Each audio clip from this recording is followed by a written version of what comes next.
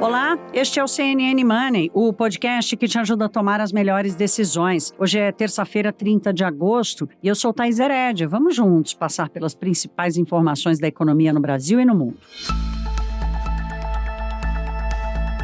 Minha turma preferida, olha, a economia brasileira caminha para ter, agora em 2022, o melhor desempenho dos últimos 4 anos, claro, descontando o efeito da pandemia. O PIB deve crescer mais de 2%. A inflação está cedendo e está com cara de que vai ficar bem mais perto de 6% do que de 7%, por exemplo. O mercado de trabalho está gerando vagas, como vimos no resultado do CAGED de ontem, segunda-feira, com quase 220 mil vagas formais criadas em julho. Portanto, a taxa de desemprego tende a continuar se reduzindo. Lembrando que temos resultado de desemprego que será divulgado amanhã pelo IBGE, a PNAD contínua, que traz a leitura mais ampla de todas as categorias de trabalho, não só aquelas com carteira assinada como do CAGED. Então temos também um cenário positivo para 2022 no mercado de trabalho. Até as contas públicas estão indo bem, com grande chance de fechar com superávit primário no setor público, que seria o primeiro, ou será o primeiro desde 2013. Isso tudo dentro do calendário que começou dia 1º de janeiro de 2022 e vai terminar obrigatoriamente dia 31 de dezembro deste ano. Pois bem, esse quadro, preso no calendário de 2022, ele aparece nas previsões do relatório Focus do Banco Central, que foi divulgado ontem também, com revisão de crescimento para esse ano, de melhora da inflação e uma perspectiva mais positiva para 2022. Agora, quando vira o calendário para 2023, esse quadro se desfaz, a começar pelo desempenho esperado para o crescimento do PIB, que agora está abaixo de 0,5%. Então, a revisão que levou o PIB para cima para esse ano foi a mesma feita para o ano que vem, só que com a seta para baixo. A revisão do Focus trouxe queda na previsão do PIB para 2023. A inflação do ano que vem também sofreu uma redução marginal, agora de 5,35 para 5,33. Olhando para a dinâmica esperada do processo inflacionário, considerando todos os fatores, ela caminha mesmo para ficar perto de 5%, mas a trajetória ainda é incerta, porque tem muita coisa desse cenário que não depende apenas do Brasil. Essa mudança de horizonte de um ano para outro, ela é provocada basicamente por 2 lentes. Vamos botar assim, um óculos em que uma lente é interna, olha para o que está acontecendo aqui no Brasil. Não estou falando do óculos cor-de-rosa de 2022, estou falando do óculos que vai enxergar e já enxerga hoje 2023. Então, de um lado, é olhando para o que está acontecendo aqui dentro. Temos insegurança sobre a política fiscal do próximo governo. As promessas só crescem. O espaço do orçamento não, mas as promessas continuam crescendo. E um efeito integral da alta de taxa de juros foi promovida pelo BC até agora. Começou em março do ano passado. O último recado de Roberto Campos Neto é de que ainda tem algum trabalho a ser feito, portanto, a expectativa para um reajustinho mais fino, para deixar a taxa chegar a 14% agora em setembro, está praticamente contratado pelo governo. E assim, vamos combinar, o Banco Central conta com o recuo do crescimento, com uma desaceleração da demanda, como a gente diz em economês, exatamente para garantir a queda da inflação. O que a gente está vendo esse ano é o Banco Central subindo os juros de um lado e o governo gastando do outro. Eu não vou tratar aqui das motivações para esse desempenho positivo para 2022. Acho que a gente tem falado bastante disso. A ideia mesmo é olhar um pouco mais para frente. No episódio de hoje, nós vamos focar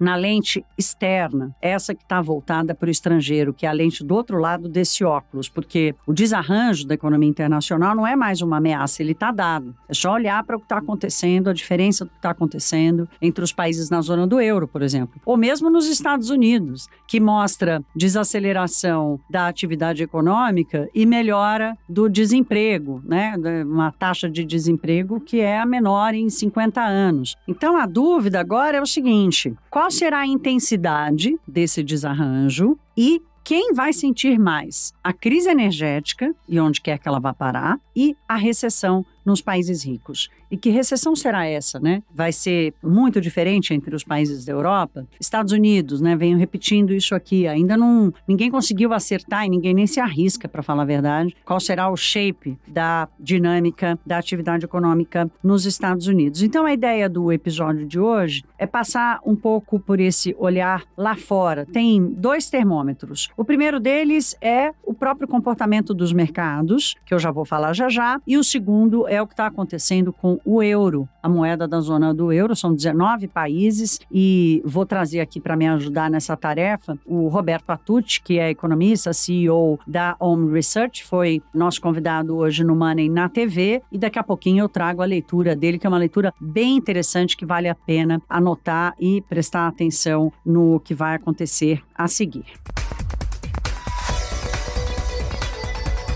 Vamos começar pelos mercados internacionais. Os futuros americanos e as bolsas europeias abriram em alta nesta terça-feira. A turma está se recuperando dessa ressaca dos últimos pregões depois do discurso do Jeremy Powell lá em Jackson Hole. Pensa numa turma que não tem Epocler que resolva o desarranjo no fígado do mercado financeiro depois dos recados de Jackson Hole. Mas foi pouco, porque ontem foi dia do presidente do Fed de Minneapolis, o Neil Kashkari, dar o seu recado. Ele disse, olha, essa queda das bolsas dos últimos dias mostra que finalmente o mercado financeiro entendeu a seriedade do compromisso do BC dos Estados Unidos em reduzir a inflação. Então, vários Fed Boys, Fed Girls vinham falando nas últimas semanas, tentando corrigir a interpretação, e agora claramente equivocada, da ata da última reunião do Fed, que foi interpretada ali com um certo ponto dovish, né? Ou mais suave, abrindo a possibilidade do Banco Central dos Estados Unidos já começar a reduzir a intensidade da alta dos juros. Pois bem, o Jeremy Powell veio com o primeiro shot na sexta e o Kashkari deu ontem mais um recadinho. E como eu disse agora há pouco, ninguém quer se arriscar a dizer como vai se dar a recessão nos Estados Unidos ou como a União Europeia vai driblar a crise energética. E tem mais, hein? Porque olhando para o outro lado lá do planeta, o que está acontecendo na Ásia, a China, dia sim, outro também, anuncia pacote de estímulo para tentar salvar o país da crise do setor imobiliário, que é uma crise gravíssima. As previsões de crescimento para a China estão batendo 3%, o que será, descontando a pandemia, que é um evento absolutamente fora da curva, seria o pior desempenho do país em mais de 40 anos. Então, os mercados tentam uma recuperação nessa terça-feira, os analistas ouvidos pela Bloomberg dizendo que essa recuperação de hoje está mais com cara de voo de galinha do que de retomada. Vamos conferir, nós vamos estar aqui para conferir. Lá na Ásia, as bolsas fecharam mistas, Xangai e Hong Kong em queda, diante dessa preocupação que eu acabei de dizer. E no Japão, o Nikkei, no último pedacinho dos negócios, conseguiu virar e subir mais de 1%, se aproveitando da melhora dos futuros americanos, que é uma tentativa também de parar de perder, né? O mercado tem essa dinâmica, tem hora que ele resolve parar de perder. Olhando para o que está acontecendo na zona do euro, minha gente, o euro perdeu a paridade na semana passada, chegou a ficar alguns dias valendo 99 centavos, mas acabou recuperando essa paridade com o dólar. E esse movimento respondeu a uma percepção de que o Banco Central Europeu vai precisar promover uma alta inédita na taxa de juros na reunião agora de setembro, de 75 pontos base, ou 0,75 pontos percentuais, e não mais o meio ponto base, ou meio ponto percentual, que era esperado até semana passada, inclusive depois do recado do Fed, né? Então, se o Fed vai ser mais agressivo e tem uma inflação que já mostra sinais de que pode ter chegado no pico, na Europa não está assim. Então, o Banco Central Europeu vai precisar ser mais duro. Essa expectativa acabou fortalecendo o euro e, portanto, levou a moeda a recuperar essa paridade. A dúvida é quanto tempo isso vai durar. Eu perguntei ao Roberto Atucci, que é o economista e CEO da Home Research, qual seria a taxa final desse ciclo de aperto na Europa, na zona do euro especificamente? Porque nos Estados Unidos, hoje o mercado briga ali entre alguma coisa entre 3,5% e 4% para ser ali a taxa final do movimento de elevação da taxa. E na Europa? Como vai ser? Vamos ouvir. Ela passar de 2% a 2,5% é muito, muito difícil. O que a gente está falando agora é de um aumento de 75 pontos básicos, quer dizer, é isso que o mercado espera, mas passar desse nível de 2%, acho que ninguém espera que chegue lá. É muito difícil. As discussões sobre qual a taxa de juros neutra, quer dizer, isso é bastante complicado. É verdade que você disse que o Fed ele tem um impacto muito maior. Uma coisa que eu gosto de brincar, se você olhar o mercado financeiro de forma extremamente simplista, existem dois ativos no mundo. Você tem o dólar americano e todo o resto. Então, como o dólar é a principal moeda de reserva no mundo, então você tem, em momentos onde o dólar está se fortalecendo em relação a todas as outras moedas, você tem o que se chama de risk-off, as pessoas tomando menos risco. E o contrário acontece, quer dizer, quando o dólar está se enfraquecendo, aí o euro se fortalece e tudo mais, e as moedas de mercados emergentes também, você tem movimentos onde os investidores ficam mais confortáveis em tomar risco. Como a gente tem falado muito aqui, né, uma preocupação sobre o que esse cenário internacional tão adverso, com tanta incerteza, vai provocar, por exemplo, na economia brasileira. Também quis saber do Atut se, olhando para o que está acontecendo lá, na zona do euro, na Europa, com preocupações, por exemplo, com relação à Itália. Atut mora na Itália e lembrou que o país está ali sob uma crise política, o que também não é uma novidade, infelizmente, nos últimos anos, em se tratando de Itália, mas sob forte risco ali de descontrole fiscal, porque cada aumento dos juros promovido pelo Banco Central Europeu, a Itália acaba pagando mais do que os outros países, porque está diante de uma situação, tanto com a dívida pública quanto a situação fiscal do país, em situação bem pior do que seus pares na zona do euro. Então, perguntei ao Atut qual era a visão dele sobre os impactos aqui no Brasil. Vamos ouvi-lo. Eu acho que para ter um impacto importante no Brasil, quer dizer, do que acontece na Europa especificamente, a gente precisa ter uma crise muito grave, mais grave do que já está precificado no mercado hoje, olhando o euro, para que o crescimento global seja ainda mais reduzido. Eu, particularmente, acho que hoje a assimetria no euro é positiva. Eu acho que tem muito mais coisa negativa precificada no mercado do que o contrário. Então, por exemplo, qualquer surpresa positiva que a gente tiver na questão energética vai ter um impacto importante no euro, e se tiver uma solução pacífica na guerra, quer dizer, algum armistício, coisa que ninguém fala hoje, aí nem se fala então. Mas hoje eu acho que a simetria é positiva, e a União Europeia deve se reunir também lá pelo dia 9, porque perto da reunião do BCE, é uma reunião de emergência para tentar resolver o que está acontecendo no mercado de energia. Então, enfim, mudar toda a regulação, eventualmente colocar teto de preço para gás, para energia. Então, eles estão realmente olhando essa questão. Então, eu acho que muita gente, eu gosto de falar também, que não existe desgraça anunciada. Muita gente achando, olha, vai faltar gás, vai faltar energia na Europa no final do ano e vai ser uma desgraça. Eu acho que os governos e os agentes se antecipam em relação a esse cenário.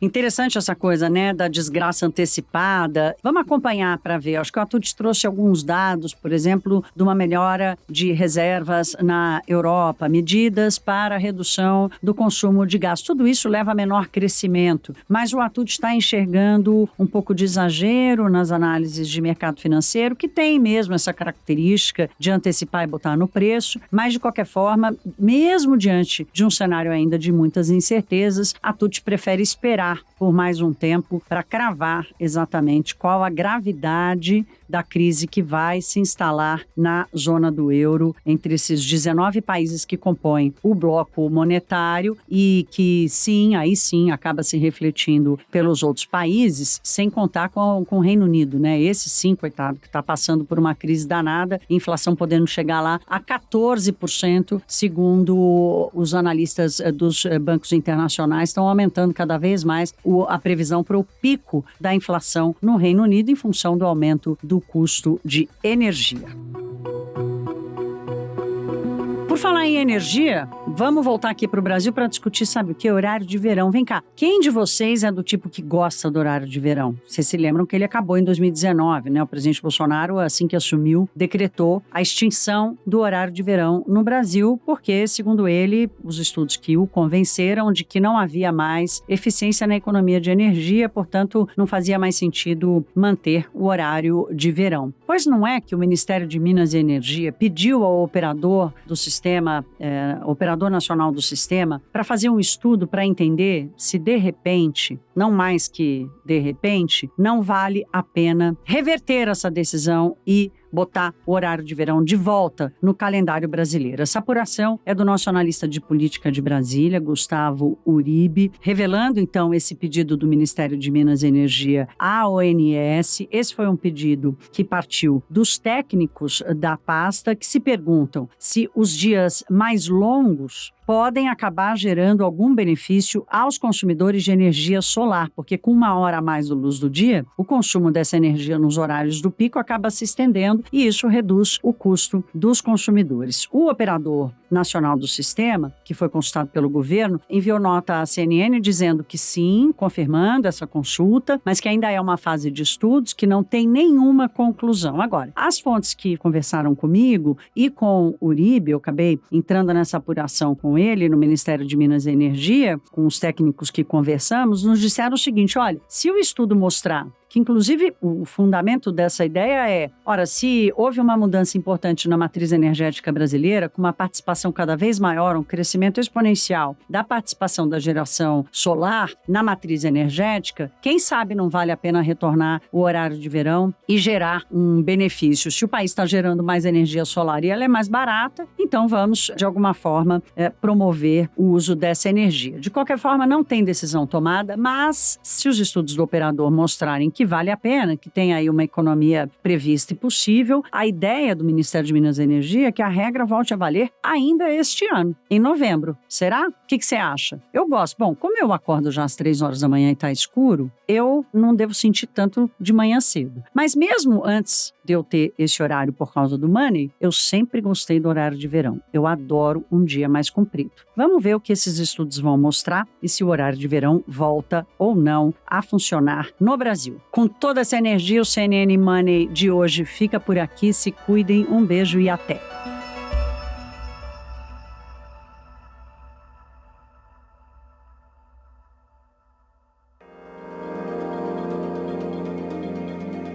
Com apresentação, pauta e coordenação editorial de Thaís Herédia, este podcast é produzido pela CNN Brasil com edição da Maremoto. Produção Larissa Coelho e Fabrício Julião. Edição e sonorização Felipe Gomes. Coordenação técnica Paula Weinberg e Felipe Gomes. Coordenação de produto Verônica Schneider.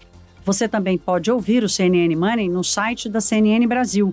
E aproveite para conhecer os nossos outros programas em áudio. Acesse cnnbrasil.com.br/podcasts.